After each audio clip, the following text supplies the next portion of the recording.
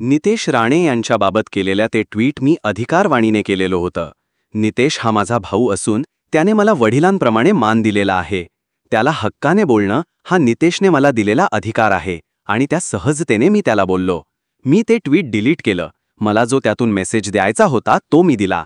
मी यापूर्वीसुद्धा अनेक tweet delete केली आहेत. त्यामुळे हे ट्विट डिलीट केले. त्यातून वेगळा अर्थ काढू नका. उबाठाला यातून काही फायदा घेण्यासारखं काही नाही. एका भावाने दुसऱ्या भावाला दिलेला हा सल्ला होता, असे आमदार निलेश राणे यांनी पत्रकार परिषदेत स्पष्ट करत विविध चर्चांना पूर्णविराम दिला.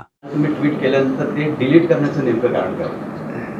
केलं मी. मला असं वाटलं मेसेज गेला आहे आणि उगाच नको होतं मला, मी काढून टाकलं. असे अनेक ट्विट मी अगोदर पवार साहेबांबद्दल केलेले नंतर काढले आहेत.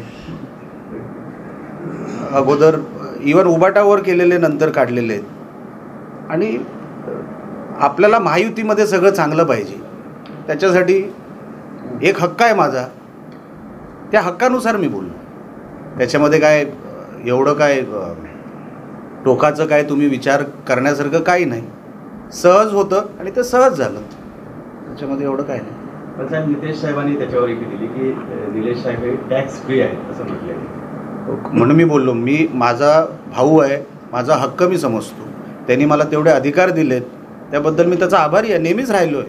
मी व्यासपीठावरून बोललेलो आहे की मला जेवढा नितेश वडिलांप्रमाणे रिस्पेक्ट देतो त्या अधिकारामुळे मी बोललो. आणि मी इथे होतो म्हणून, नाहीतर जर समोरासमोर असतो तर मी बोललो असतो.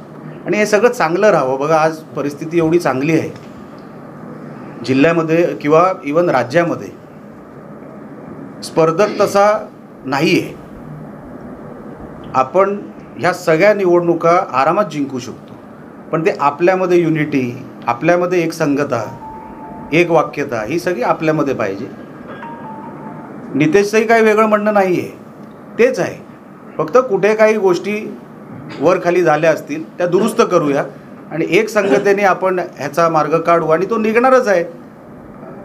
त्याच्यामध्ये काय वेगळं नाही, कारण का निवडणुका जिंकणं महत्त्वाचं. उगाच उबाटाला काही ह्या विषयामध्ये फायदा घेण्यासारखं काही नाही. एका भावाने दुसऱ्या भावाला बोललेला एक विषय होता, त्याच्या पलीकडे काय नाही.